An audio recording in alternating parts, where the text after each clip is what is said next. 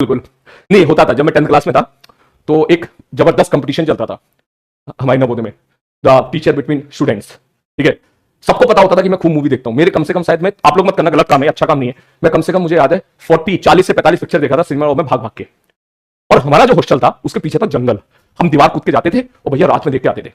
ठीक है, मेरे वहां पे कुछ दोस्त थे, उनके साथ हम लोग जाते थे। तो सर लोग गुस्सा हो जाते थे, क्योंकि गुस्सा होना भी बनता है, क्योंकि पीछे जंगल था और हम बच्चे थे छोटे छोटे से। तो कभी कोई केस हो जाता है कि भैया किडनी विडनी निकाल लिया, स्टेप पे सीरियस केस हो जाता है, तो इसलिए सर लोग इसको बहुत सिंसियर लेते थे। हम इनमेच्योर थे उस टाइम पर, हमें ये समझ नहीं थी कि यार अगर रात में इस तरह हम लोग जा रहे हैं तो रात में किडनैपिंग भी हो सकती है, रात में कोई हो सकता है कि इस तरह की इशू, हम उतनी अकल थी नहीं हमारे अंदर। अब जब बड़े हुए तो समझ में आया कि यार हम गलत थे उस टाइम पे, सर लोग बिल्कुल सही थे।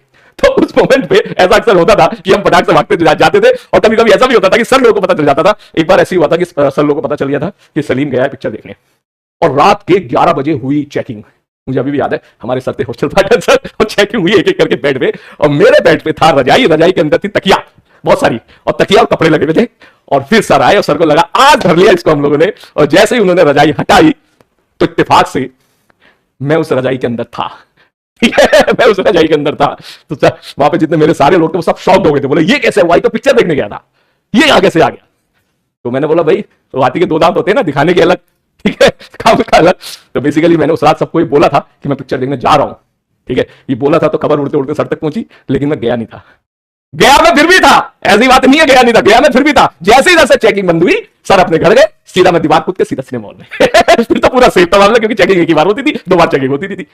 खैर, ये बहुत बड़े खतरनाक केसेस हैं, कभी बाद में अपन इसके बारे में चर्चा करेंगे। खैर, मुझे आज भी रिग्रेट होता है इस चीज का, ऐसी बात नहीं है। मुझे रिग्रेट ये होता है कि भगवान न करे कोई हल्का सा भी प्रॉब्लम हो जाता उस टाइम पे, हम तो बच्चे थे ना यार। ठीक है, तो इसलिए जो है फिर वो एक तरीके से वो बोलते ना कि इनरिप्लेसेबल, रिप्लेस, वो कहते हैं ना कि भाई ऐसी गलती होगी अब आप उसको रिप्लेस कर ही नहीं सकता, एक तरीके से वो लॉस हो गया, टोटल लॉस हो गया, तो वो बच गया। इसलिए उन सभी सर के लिए मेरे दिल में अब बहुत ज्यादा, जब मैं थोड़ा मैच्योर हुआ तो एक बहुत रिस्पेक्ट बन गई। अभी भी जब उन सर से बात करता हूं तो मैं उनको यही बोलता हूं कि सर आप कितने, मतलब अलग ही लेवल है सर, हम तो आपके सामने कुछ भी नहीं है। क्या इतनी बड़ी बड़ी बेवकूफी हम करते थे और आप सब जो है हमें इग्नोर मारते थे, और उसके बाद लगे रहते थे पूरी कोशिश में कि कोई किसी बच्चे के साथ कोई गड़बड़ ना हो।